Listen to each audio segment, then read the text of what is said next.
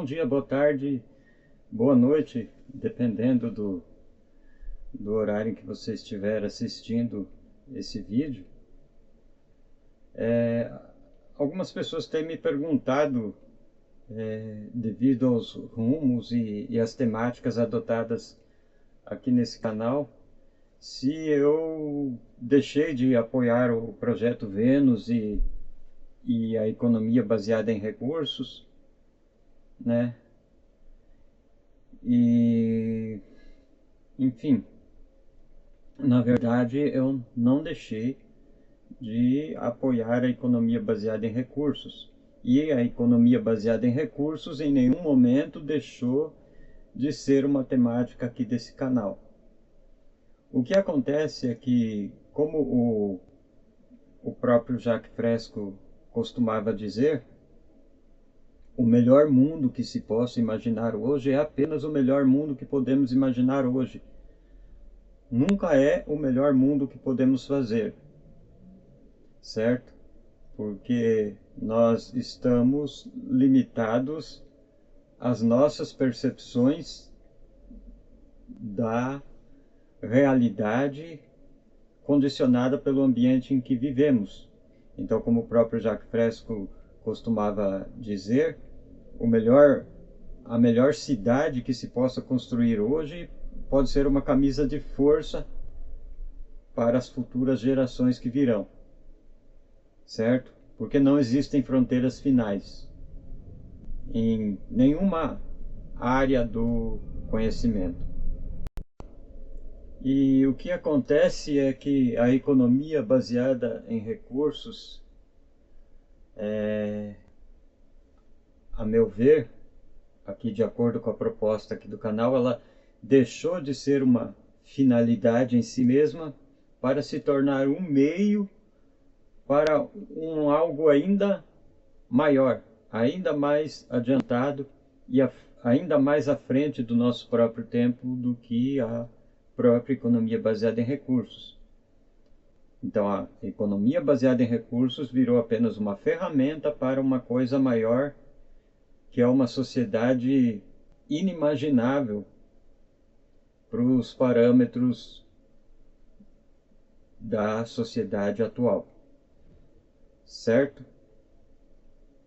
Então, como eu costumo navegar por muitas vertentes, por muitas correntes de pensamento e me interessar por muitos assuntos diversos e me aprofundar na medida do que as condições intelectuais e materiais me permitem, né?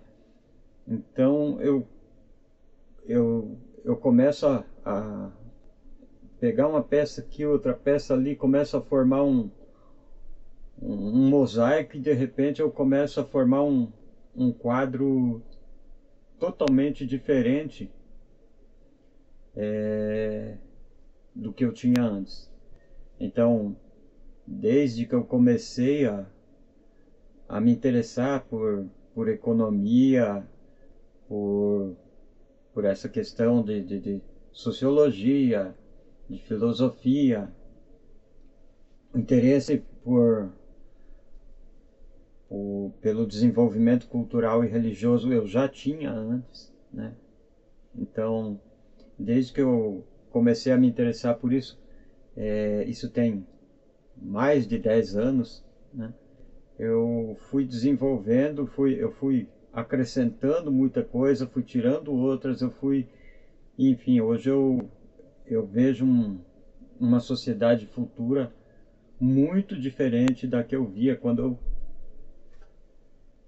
eu me inseri nisso tudo, certo? Só um pouquinho que a minha garganta tá irritada, eu já volto aí. Então, continuando essa ideia de avançar, é basilar numa economia baseada em recursos. Uma economia baseada em recursos não trata de uma sociedade estabelecida, mas de uma sociedade sempre emergente, né? Sempre emergindo para algo ainda mais à frente. certo? Ao contrário das sociedades socialistas, comunistas, anarquistas, essa maldita sociedade capitalista que temos hoje, onde a tendência é de se autopreservar e se perpetuar, né? A sociedade da economia baseada em recursos, ela está sempre emergindo um passo além, está sempre dando um passo além. Ela nunca para. É uma sociedade verdadeiramente em movimento. Mas não apenas em movimento no aspecto científico e tecnológico, mas no aspecto, principalmente no aspecto cultural e, entre muitas aspas aqui, espiritual. Certo? Tem um avião passando, eu já falo de novo. Ok, já passou. Eu vou pausando o vídeo aqui conforme o barulho externo for ficando muito... Porque eu estou tentando fazer aqui um revestimento acústico aqui para poder gravar os vídeos e ter uma melhor qualidade de som, mas os meus recursos são poucos, meu tempo é menor ainda, e eu vou fazendo conforme a condição me permite. Então, mas se tiver começar algum barulho aqui fora que eu notar, eu dou uma pausada no vídeo e continuo na sequência, ok? Ó, agora vem o carro. Mas então, quais são os pilares de uma economia baseada em recursos? Bom, o jargão, né, a frase clichê em tudo que você vê aí sobre o projeto Vênus, o movimento Zeitgeist e a economia baseada em recursos, é que a economia baseada em recursos visa maximizar a eficiência na medida em que... Ó, tá bravo, pessoal. Então, a economia baseada em recursos parte do princípio de maximizar a eficiência com a maior economia possível de recursos e energia. Ou seja, é uma economia verdadeiramente econômica, com perdão do pleonasmo, né? Porque a economia capitalista não é verdadeiramente uma economia, é uma anti-economia. E assim como o socialismo, o comunismo, o anarquismo são apenas versões políticas do mesmo sistema que é o sistema mercantil monetário, certo? Que é o que a economia capitalista é, certo? Se você ler, eu fiz um vídeo aqui esses dias aí sobre comunismo, socialismo e capitalismo, onde eu li um trecho do Manual de Economia Política da União das Repúblicas Socialistas Soviéticas, e se você ler o manual todo, eu já li, você pode ler toda e qualquer obra marxista, leninista, comunista, stalinista, socialista, anarquista, sabe? Todos eles, nenhum deles escapa do paradigma mercantil monetário. Nenhum deles propõe uma sociedade sem trabalho individual para a própria sobrevivência, sem comércio, sem nenhum sistema monetário. Nenhum deles se desvincula desses paradigmas. Nenhum deles abandona o paradigma mercantil monetário, que é, em última instância, o capitalismo, certo? Todos eles propõem manter o comércio, manter a moeda, e o que eles propõem essas propostas socialistas, comunistas, anarquistas, na verdade são modelos políticos de uma sociedade mercantil monetária, assim como o capitalismo em si é um modelo político de uma sociedade mercantil monetária, tá? O sistema em si não é capitalista, o sistema em si é mercantil monetário. O capitalismo é uma versão desse sistema, o socialismo é outra versão desse sistema, o comunismo é outra versão desse sistema, o anarquismo é outra versão desse sistema, mas todos eles são o mesmo sistema mercantil monetário, com versões políticas diferentes.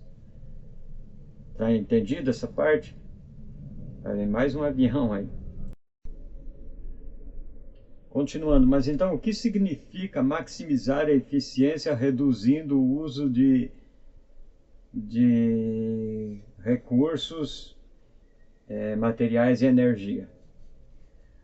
Bom, a primeira coisa é que uma economia baseada em recursos não é sobre produzir, certo? Não é como os marxistas gostam de falar, um modo de produção, tá? A proposta de uma economia baseada em recursos é uma superação cultural da humanidade. A economia baseada em recursos em si é apenas um produto dessa nova cultura humana que superou a velha. Então, somente uma nova cultura humana planetária é que pode praticar uma economia baseada em recursos, certo? Não é possível alcançar uma economia baseada em recursos dentro do paradigma cultural que vivemos hoje, certo?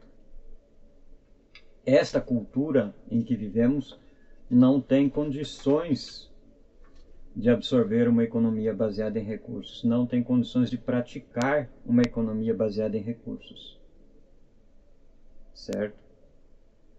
Esta cultura em que vivemos hoje é em si uma cultura patológica, certo? Agora, por que eu dizia que dentro da proposta da desobediência normativa e agora o que eu recentemente comecei a chamar de projeto Deus, né? Já dei muitos nomes aqui nesse canal mesmo, tentei muitos nomes diferentes, muitas coisas diferentes, e o nome também não importa, a realidade é que o nome não tem nenhuma importância, né?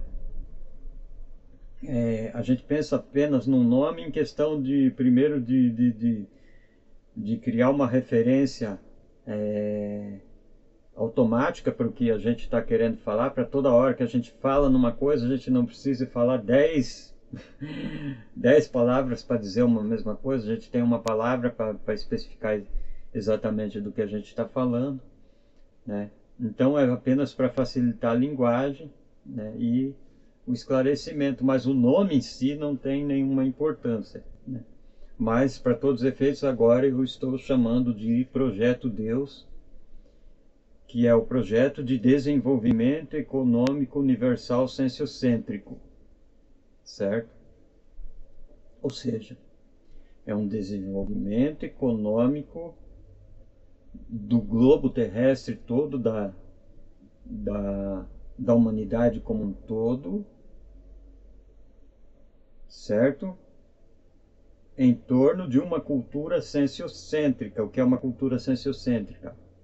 É uma cultura que entende que toda a existência material só tem finalidade, só tem propósito, só tem sentido enquanto existem seres capazes de sentir, certo?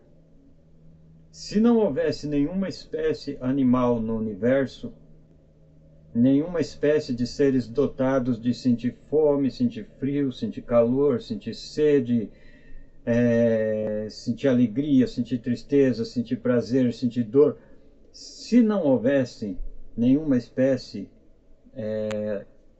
dotada dessas características, o universo em si não faria nenhum sentido, certo? E não faria nenhum sentido se planetas orbitam numa órbita segura e perene, ou se tudo está colidindo o tempo todo, sabe? Não faria nenhuma diferença. O universo em si mesmo não serve de nada, não tem sentido para nada. Certo? O universo só tem sentido, só tem propósito e só precisa ser pensado e refletido quando se tem seres dentro desse universo capazes, sujeitos à dor e ao prazer. Certo? Entendido essa parte? Então, é por isso que falamos de um desenvolvimento econômico universal sensiocêntrico. E, bom, e diante disso, dessa proposta, eu acho que é perfeitamente desnecessário esclarecer para vocês que uma sociedade assim não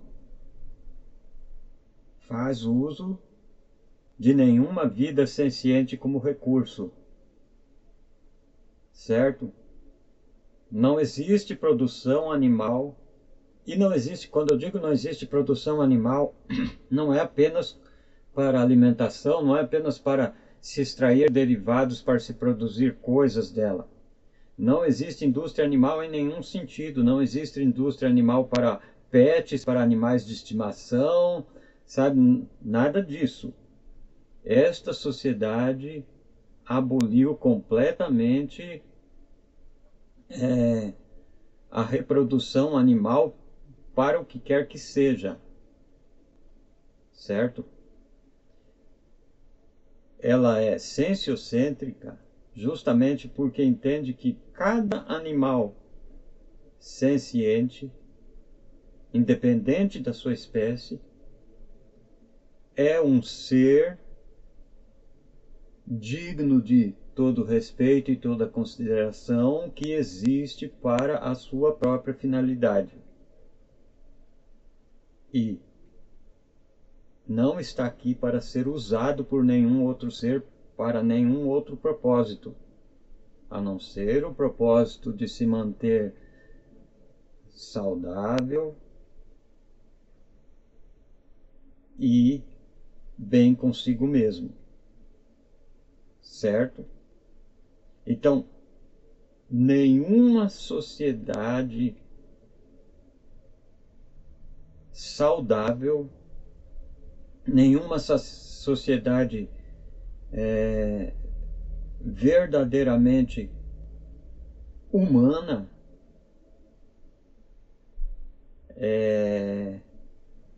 pode ser considerada como tal sem ter este princípio básico, este entendimento básico, esta consciência basilar. Certo? Eu tô meio travado aqui porque eu estou tentando tentando não usar nenhuma palavra difícil. Certo? Estou tentando falar da forma mais didática possível aqui. Certo? Agora, diferente do veganismo e do movimento abolicionista de libertação animal, o projeto Deus, a sociedade que propomos aqui, não se restringe a libertar os animais do domínio humano. Nós não paramos por aí, certo? Nós entendemos a vida senciente como um problema técnico da natureza, certo? Tudo aqui é tratado de forma estritamente técnica. Nós aqui não lidamos com sentimentalismo barato, certo? Nós aqui não somos apegados a bichinhos, nós aqui não somos amantes da natureza, não somos hippies, certo? Não somos nada disso. Nós entendemos que a vida senciente no universo é um acidente cósmico e um problema técnico a ser solucionado por uma espécie senciente capaz de perceber esta realidade. E por acaso, neste planeta Terra, esta espécie veio a ser a nossa, certo? Nós é que temos capacidade de entender o drama da vida no planeta e, caso haja lá fora também, no universo. Ok? Isto significa, por mais chocante, por mais absurdo que possa parecer agora para as pessoas, significa que pode chegar a um ponto em que a humanidade tenha como única alternativa para solucionar o drama da vida senciente, o problema da vida senciente, e cessar as cadeias de violência e sofrimento inerentes à biosfera, inerentes à natureza, pode ser que a única forma de se fazer isso seja esterilizar todas as outras espécies e manter apenas animais e plantas. Manter apenas humanos e plantas. Certo? O nível científico e tecnológico necessário para se chegar a esse ponto agora é inimaginável. Porque a fauna em si, os animais, eles influem até mesmo na composição. A respiração animal, ela influi até mesmo na composição atmosférica do planeta. Certos biomas no planeta, eles estão também fortemente conectados em cadeias de feedback com a existência de muitas espécies animais. Certo? Então, para que a humanidade, por exemplo, conseguisse levar à extinção animal completa, todas as espécies, a fim de evitar que haja sofrimento e violência na natureza,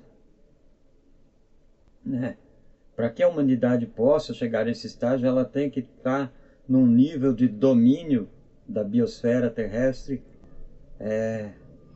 muito grande, para que ela mesma não seja vítima disso também, certo? Porque é preciso controlar as forças da natureza. A flora de hoje, que é a vegetação de hoje, também depende muito da fauna, ou seja, a cadeia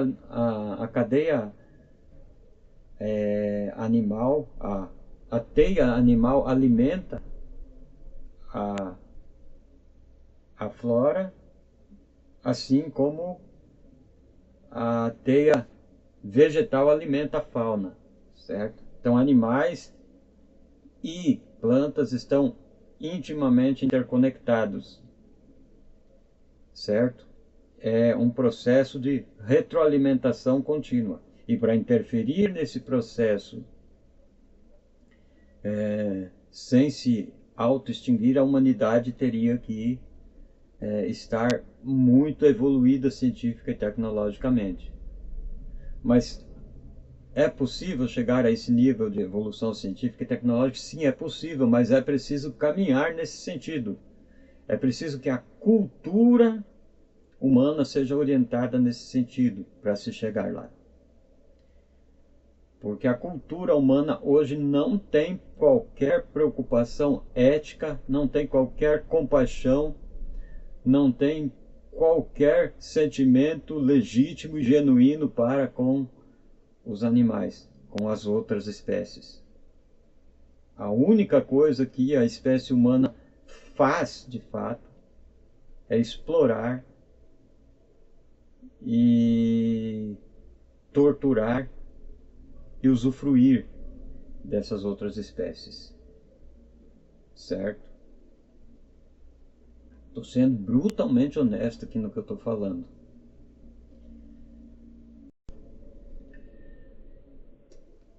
Essa cultura maldita precisa mudar. E para que ela possa mudar, né, a humanidade precisa primeiro aprender a cuidar de si própria, certo? Se nós não somos capazes de respeitar e de moldar o sistema e o ambiente à nossa volta para cuidar de cada animal da nossa própria espécie, como seremos como seremos capazes de pensar e cuidar das outras espécies?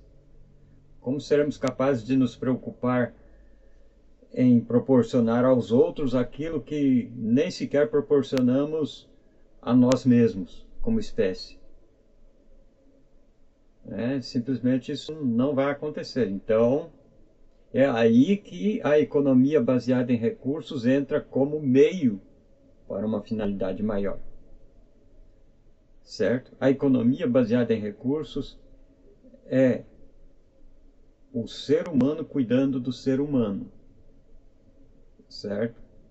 Mas nós aqui propomos algo muito além, que é o ser humano cuidando da vida senciente no planeta como um todo. Certo? E, como já disse, cuidar da vida senciente pode implicar, em última instância, levar as outras formas de vida senciente à própria extinção para o seu próprio bem. Certo? Ser extinto como espécie não é nada cruel, não é nada mal, não é nada repugnante, não é nada absurdo, porque uma espécie que não existe é uma espécie que não sofre. Uma espécie que não existe é uma espécie que não mata e não morre. Uma espécie que não existe é uma espécie que não tem dor, não tem necessidade alguma. Certo? E enquanto não poder sentir coisas boas por não existir, não significa que se está perdendo alguma coisa, porque um ser que não existe para experimentar coisas boas não está perdendo nada. Mas enquanto um ser que existe e experimenta tanto coisas boas como coisas ruins, é um ser que está tendo prejuízo. Ok? E, como já é bem estabelecido pela própria ciência, adiantando mais ainda para vocês verem que não há fronteiras finais para nada, né? Como já é bem estabelecido pela ciência, nós sabemos que, por exemplo, o planeta Terra, ele pelo menos isso já é certeza, que em 5 bilhões de anos a vida aqui na Terra não será mais possível de forma alguma, porque a nossa estrela mãe, que é o Sol, vai crescer, vai se tornar uma gigante vermelha e vai engolir os planetas na sua órbita, ou seja, isso tudo aqui vai torrar, certo? Então, a própria espécie humana, se até lá não tiver encontrado formas de sair da Terra e viver de alguma outra forma, ou em algum outro planeta, ou em algum tipo de estrutura artificial que ela mesma possa construir no espaço sideral, a própria espécie humana será extinta e de forma bem dolorosa, certo? Porque imaginar que o Sol vai inflar e vai engolir os planetas e vai... não é como você, de repente o Sol, de repente, tudo se torna vermelho e tudo queimou e você deixou de... Não é assim, sabe? É um processo lento e gradual. E isso provavelmente vai acontecer em 5 bilhões de anos, certo? Mas quando chegar, certamente nenhum de nós já estará aqui, pelo menos não nessa espécie como somos hoje, né? Mas nesse processo, que é lento e gradual, muito sofrimento e muita dor será experimentada, certo? Então a própria natureza em si, ela já está programada para se auto-exterminar, certo? Tudo que começa um dia tem fim, ok? Nada é para sempre. Mesmo quando se pensa em proposições de universo cíclico, como por exemplo nas teorias de Roger Penrose e outros físicos por aí, né, que o universo ele colapsa e depois se funde num novo universo e recomeça. Mesmo isso não é eterno, sabe?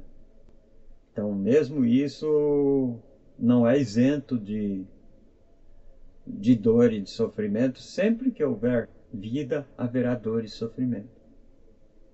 Então, seguindo o nosso raciocínio,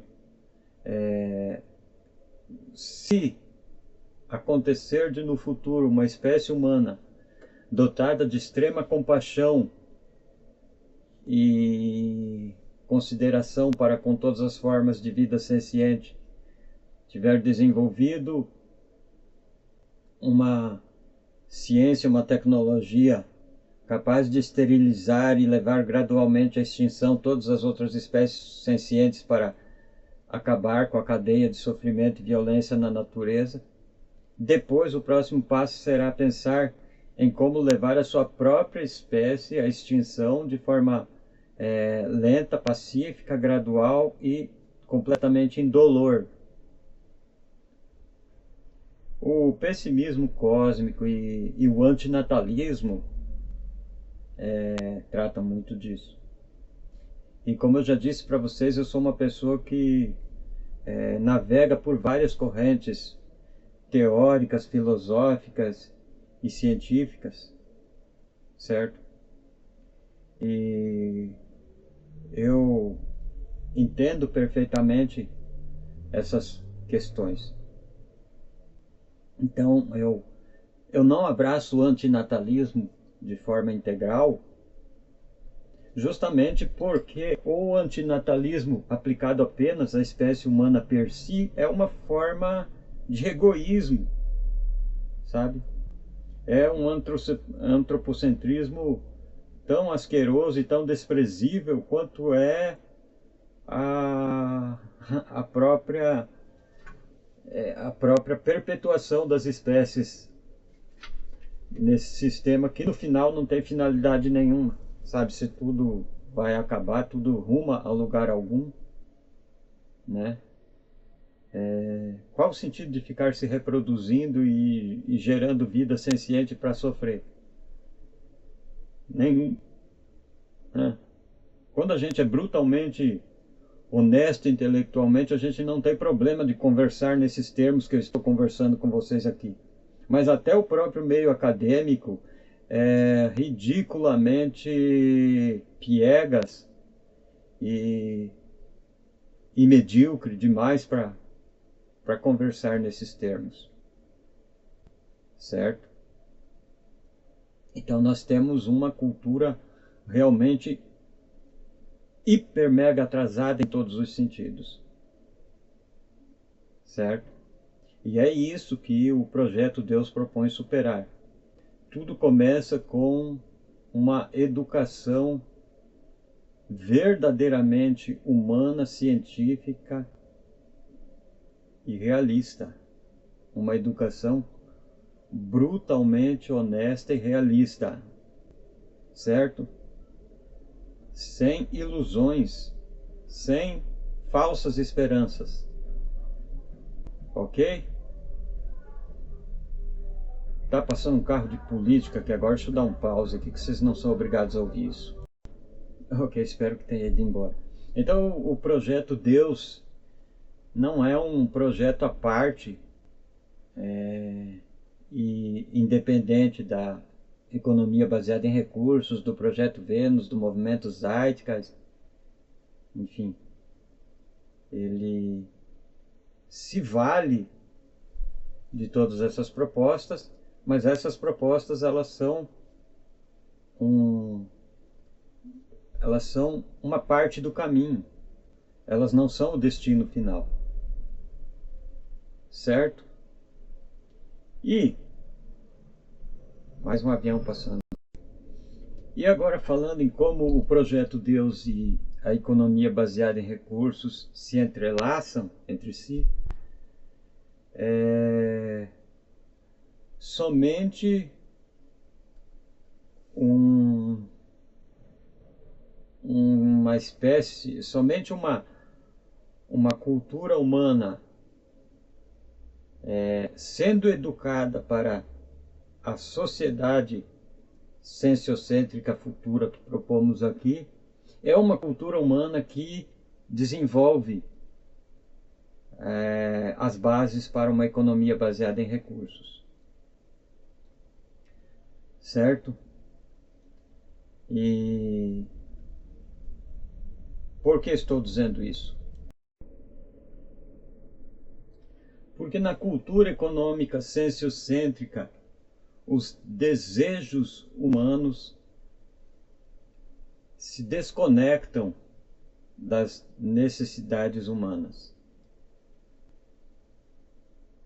Ou melhor dizendo, os desejos humanos abstratos se equilibram, se equalizam e se conformam às necessidades animais biológicas da nossa espécie. O que isso quer dizer? O que isso significa? Significa que o nosso prazer de existir deixa de ser guiado pelos nossos prazeres sensoriais, ou seja, o tato, o olfato, o paladar, a visão e a audição, e passa a ser guiado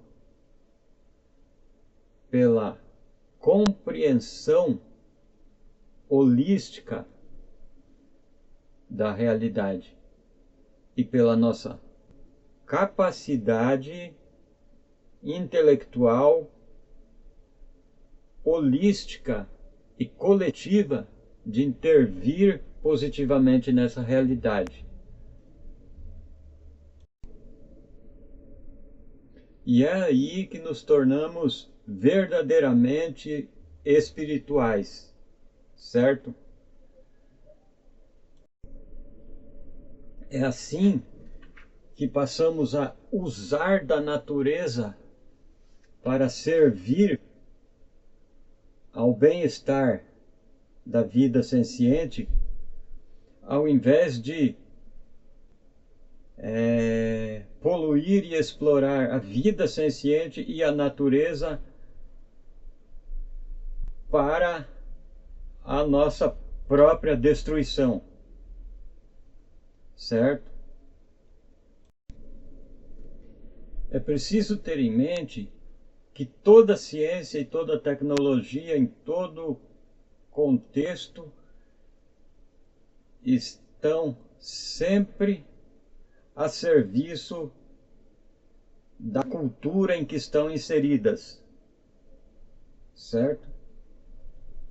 A ciência e a tecnologia existem para reproduzir os interesses da cultura em que se encontram. É tão difícil explicar isso porque é uma coisa que nós não vivemos, nós nunca presenciamos, nós nunca conhecemos, nunca sequer imaginamos uma sociedade assim. Então vamos falar da necessidade mais básica de qualquer espécie, de qualquer ser vivo, que é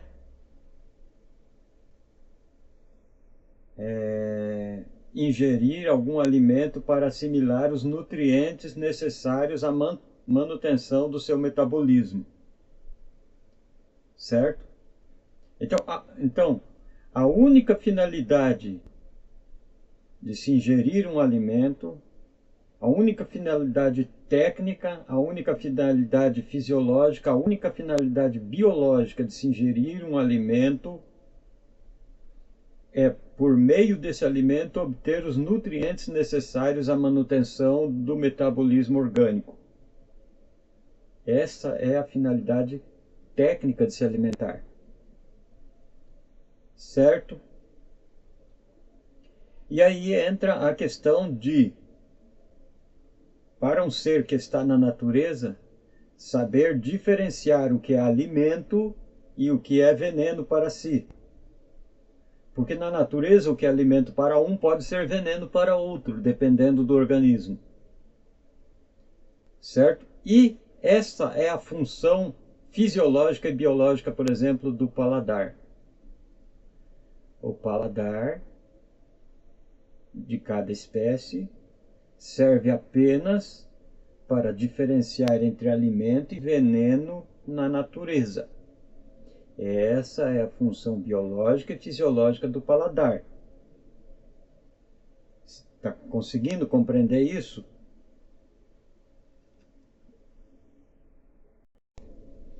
Agora, quando dominamos o fogo e aprendemos a cozinhar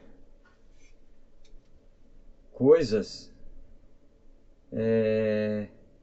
o que nós fizemos, na verdade, foi burlar o nosso paladar, foi boicotar o nosso sistema natural de identificação de alimentos e venenos na natureza. Coisas que cruas não têm absolutamente nenhum sabor para nós, por meio do fogo, da cocção e dos vários temperos que desenvolvemos, passaram a ser extremamente saborosas. E foi aí que nós desenvolvemos as chamadas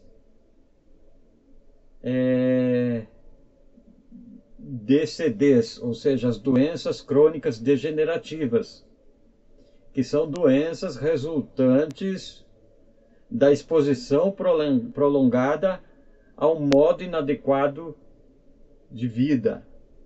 É isso que são as doenças crônicas degenerativas, certo?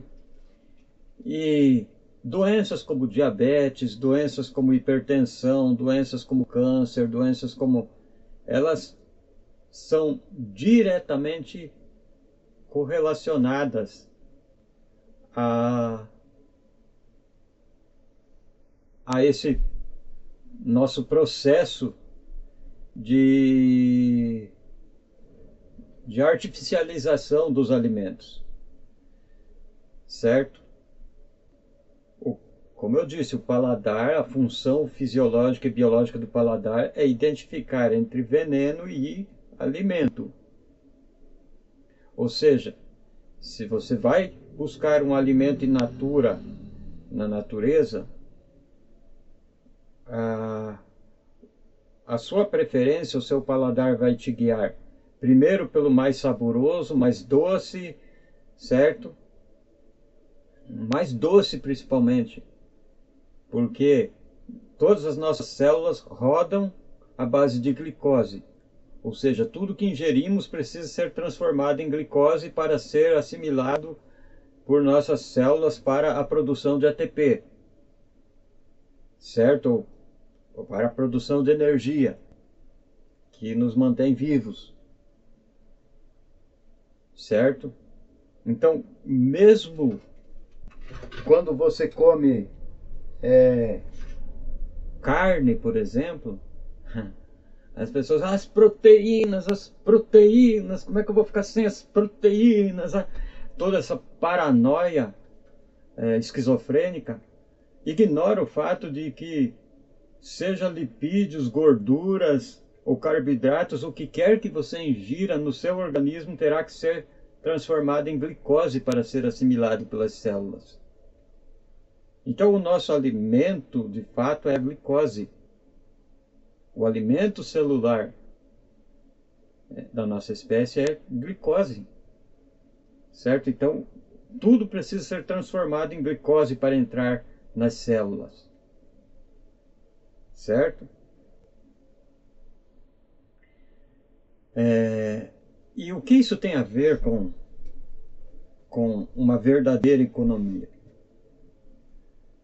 Tem a ver, por exemplo, que a partir do momento que você elimina a alimentação artificial, e veja bem, quando eu falo de alimentação artificial aqui, eu estou falando de tudo que precisa ser termoprocessado, ou seja, tudo que precisa passar pelo fogo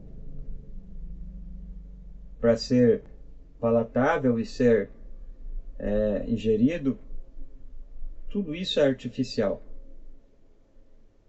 E quando nós eliminamos o alimento artificial e passamos, por exemplo, para um alimento in natura, um alimento natural, integral, como é disponível na natureza, e aí não quer dizer que nós não vamos fazer nenhum processo para melhorar esse alimento, porque, como eu já disse aqui, nós não somos amantes da natureza, não somos hippies, não somos não somos naturebas, certo? Nós sabemos que podemos melhorar aquilo que está disponível na natureza para tornar ainda mais saboroso, ainda mais apetitoso, ainda mais, inclusive, nutritivo, né? Então nós temos processos que podem melhorar muito os alimentos, que não precisam de cocção, não precisam passar pelo fogo. Nós temos, por exemplo, a fermentação, a germinação, certo? Nós temos técnicas que nos permitem processar o alimento sem desnaturalizá-lo, certo? E essa forma de alimentação, ela é conhecida como alimentação viva. A alimentação viva consiste de brotos germinados, frutas, verduras e legumes. Os cereais e diversas leguminosas que são insossas, secas, na forma como estão maduras, podem ser germinadas, onde se tornam palatáveis e se tornam ainda muito mais nutritivas, certo? O processo de germinação. Brotos são extremamente deliciosos e nutritivos, certo? Muitos cogumelos, a partir do momento que se desenvolve o paladar para eles, podem ser ingeridos crus e podem ser temperados. Não estamos falando de comida insossa aqui, nós estamos falando de comida que pode ser temperada com sal, com pimenta, com condimentos naturais. Tudo isso é saboroso. Nós não estamos dizendo para as pessoas que devemos nos privar do paladar como um todo, devemos comer comida insossa. Não é isso que estamos propondo. O que estamos propondo é uma outra forma de alimentação que visa realmente nutrir nossos organismos sem gerar toxina.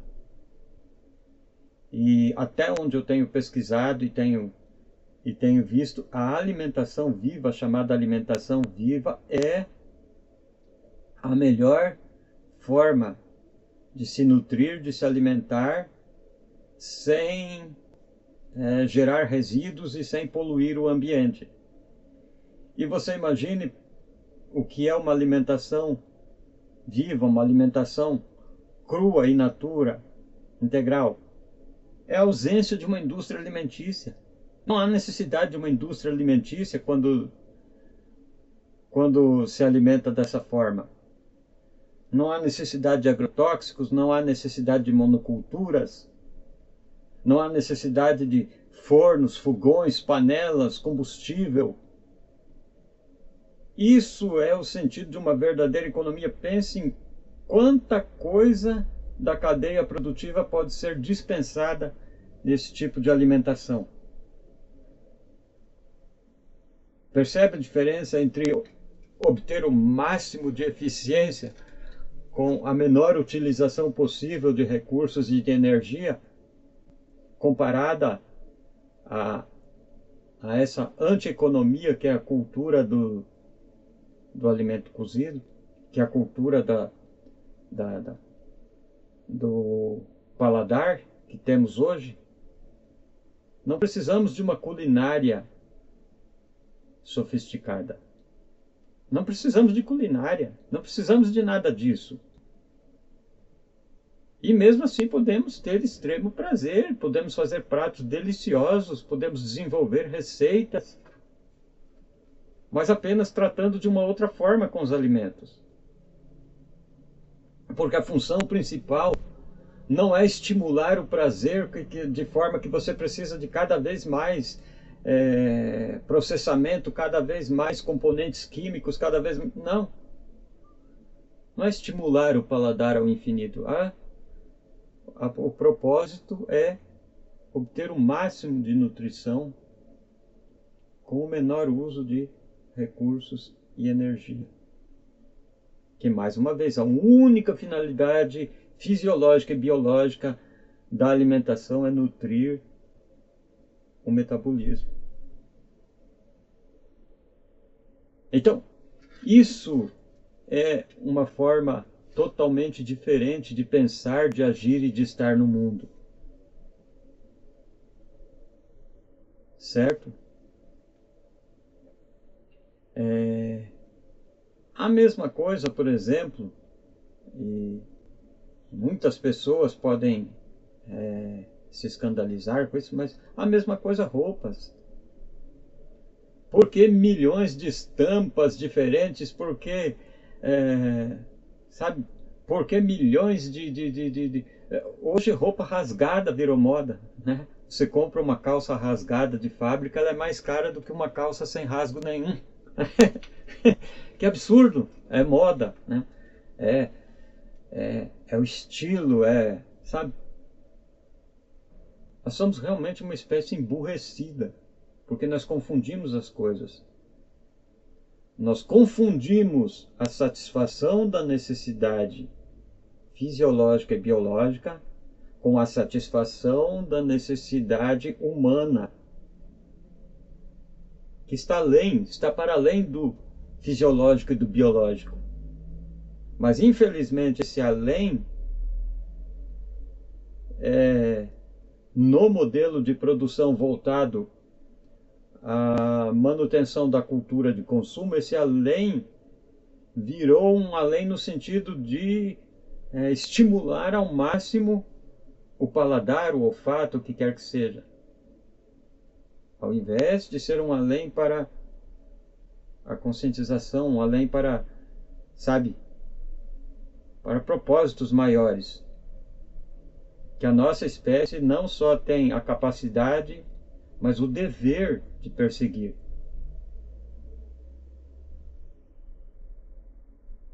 Certo? A mesma coisa, nossas casas, nossos automóveis, sabe, as bugigangas que acumulamos em torno de nós, para as quais precisamos de cada vez mais espaço para armazenar. Sendo que a finalidade dessas coisas, a única finalidade técnica de um automóvel é transportar. Não é para ser lambido e ser encerado e ser, sabe, não é para ser venerado, não é para ser cultuado, como é a cultura do automóvel, por exemplo. E agora eu sei muito bem o que eu falo, porque eu trabalho com funilaria e pintura, né? E eu sei a patologia que existe em torno da cultura do automóvel. Mas não é só do automóvel, como eu disse, é da habitação, né? Pense num sistema de hotelaria como nós já temos, só que é alugado. Você vai para qualquer lugar, você acha um hotel e se hospeda lá, você aluga. Certo? Se você vai passar uma temporada, por exemplo, digamos, em outra cidade, em outro estado, ou em outro país, você não precisa comprar uma casa para você ir lá. Você vai a um hotel, você se hospeda e você tem tudo o que você precisa no seu quarto, nessa hospedaria de hotel, pelo tempo que você vai ficar lá, né? E quando você vai embora, você deixa aquilo, e outra pessoa reserva e aluga. Pense nesse mesmo sistema aplicado à sociedade como um todo. Ninguém precisa possuir uma casa. Hoje nós temos capacidade técnica e computacional de calcular a sociedade, calcular o número de hospedarias necessário para que todas as pessoas do planeta possam se hospedar em qualquer parte do mundo no momento em que estiverem, conforme as circunstâncias em que se encontram. E com isso, seria necessário muito menos casas, muito menos edifícios do que temos hoje. E ao mesmo tempo não teríamos pessoas morando nas ruas, não teríamos pessoas desabrigadas, sabe? Não teríamos toda essa barbárie e essa estupidez e esse crime que são seres humanos passando necessidade, porque todo ser humano passando necessidade hoje, diante de conhecimento técnico e científico e da capacidade produtiva que temos, não é um acaso, é um crime da sociedade em que essa pessoa está vivendo. Certo? Nós não temos criminosos na nossa sociedade, nós somos uma sociedade criminosa que gera comportamento violento nas pessoas. E eu já começo a me exaltar quando eu começo a pensar nessas coisas. Quando começa a falar disso, o sangue já começa a ferver. Porque é absurdo que tão poucas pessoas tenham a capacidade de refletir nesses termos.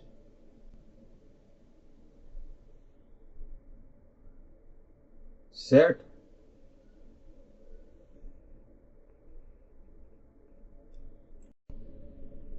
Agora, evidentemente, não há como alcançar uma saciedade universal, ou seja, não há como saciar o conjunto da sociedade humana numa cultura de desejos. É por isso que a economia baseada em recursos não pode ser construída, não pode ser edificada sobre uma cultura de desejos.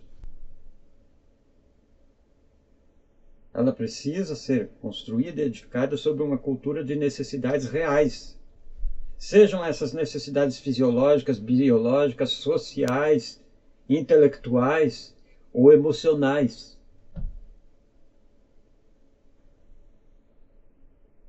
Todas essas necessidades humanas são importantes e precisam ser plenamente satisfeitas, e nós temos capacidade técnica, científica e social de satisfazer todas elas. O que nós não temos é uma verdadeira economia orientada nesse sentido.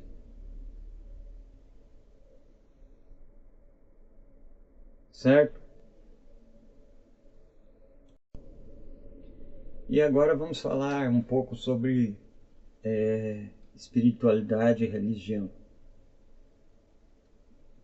Certo? Como eu disse, eu não me interesso por nada que seja sobrenatural, alienígena ou coisa do tipo. Nada que seja invisível, impalpável, sabe? Nada que não possa ser investigado, nada que não possa ser materialmente construído. A espiritualidade, a religiosidade de que falo é material e socialmente realizável. Certo? Então, que tipo de religiosidade, de espiritualidade faz sentido aqui? Não se trata de tirar Deus das pessoas. Se trata de dar de fato um Deus para elas. mas um Deus ao qual elas possam realmente servir e do qual elas realmente possam se servir. Certo? E esse Deus, essa compreensão espiritual, é a compreensão de que somos todos matéria e energia em permanente manutenção e reciclagem. Certo? Nós somos matéria e energia se reciclando o tempo todo. O que significa que não há separação entre eu, você, o cachorro do vizinho, a barata na parede da sua casa, a mosca no quintal, o leão na savana, o cervo na floresta, a serpente na toca. Todos nós somos tudo isso ao mesmo tempo. Porque isso que forma o meu braço hoje, o meu cabelo, a minha barba, os meus olhos, tudo isso no passado já formou dinossauros, já formou árvores, já formou rios, já formou pedras, já formou aves, já formou insetos, já formou vermes, já formou... A matéria é uma só. E nenhum de nós jamais deixará de existir, de fato, assim como nenhum de nós surgiu no momento em que nasceu, no momento do parto. Tudo que existia antes disso, você já estava lá. E tudo que existir depois que esse corpo se desintegrar e se reintegrar de novo aos processos naturais, estará lá de novo. Foi sempre você, fui sempre eu. Não há início ou fim na matéria. Agora, a espiritualidade verdadeira, o verdadeiro eu espiritual é aquele que transcende a sua biologia, a sua fisiologia, o seu metabolismo orgânico e consegue entrar nesse nível de consciência e se perceber dessa forma. Esse é o verdadeiro nascimento espiritual. Certo?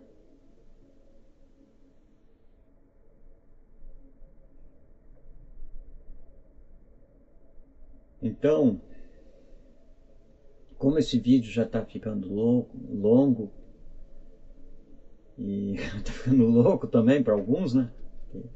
As pessoas não estão preparadas para esse tipo de conversa. As pessoas não estão preparadas para entender que o eu não existe. Tá? O eu é apenas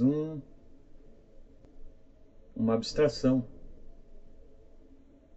Tudo e todos sou eu e eu sou tudo e todos ao mesmo tempo. Certo? Mas isso não é falando de forma figurada, isso não é falando como um hippie, isso não é, nova era, isso não é, sabe, isso é, estou falando em termos científicos, reais, estou falando de matéria e energia.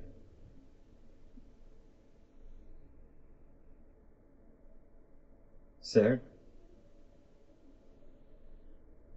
Então, tenha em mente, você, por exemplo, que ainda consome animais e acha isso a coisa mais normal do mundo, natural é, obviamente que é. Na natureza os animais também se devoram uns aos outros, e é por isso que nós não somos advogados da natureza, nós não somos amantes da natureza, nós falamos que é preciso intervir nesse processo. Os seres humanos, com a sua capacidade científica e tecnológica, precisam encontrar os meios corretos de intervir nisso, Mas enfim, na natureza os animais comem uns aos outros, então natural é. Porque é natural não significa que é aceitável, não significa que é certo, não significa que está tudo bem, porque aquele frango que você come agora é você ontem, é você amanhã. Seus átomos, os seus elétrons, as suas células, os seus sais minerais, tudo isso que você chama de você nesse corpo que está aí na frente da tela me assistindo agora e nesse eu que está aqui falando para você agora, tudo isso se recicla o tempo todo e se reconfigura em novas formas. Essa é a religiosidade e a espiritualidade, o verdadeiro religare que precisamos desenvolver no consciente coletivo das pessoas. Essa é a única forma de religião defensável. Não só defensável, como desejável. E que precisa ser estabelecida e verdadeiramente colocada em prática. Essa compreensão do todo como um todo em si mesmo. Certo? Então a minha garganta já está ardendo. Eu não gosto, por mais que as pessoas, eu fico falando e as pessoas acham que eu gosto de falar. Eu não gosto de, sabe? Eu não gostaria de estar fazendo nada disso que eu estou fazendo aqui. Eu queria, sabe, estar vivendo, fazendo outras coisas, fazendo coisas. Eu queria estar servindo a minha comunidade, me servindo dela, mas, sabe, queria estar agindo. Não queria estar falando aqui, ó, na frente dessa tela, dessa câmera para você. Mas infelizmente, nesta merda de mundo em que vivemos, alguém precisa começar a falar essas verdades, alguém precisa dizer isso. E as pessoas precisam se reunir em torno disso e criar meios de sair dessa maldição em que vivemos. Sabe? E não é o ser humano não é o culpado disso. A espécie humana não é culpada, porque a espécie humana é só mais um produto de uma biosfera toda que é absurda, nojenta, escrota e maldita. Que essa cadeia alimentar, que esse mundo de predação na natureza, toda essa coisa que tanto aflige a vida senciente. Tá? A vida senciente, seja ela humana ou não humana, não é um agente pecaminoso, é uma vítima do processo da existência. Agora, coletivamente, nós temos condições de mudar isso. Nós temos obrigação de encontrar meios de mudar tudo isso. Então, encerro por aqui. Valeu, até a próxima.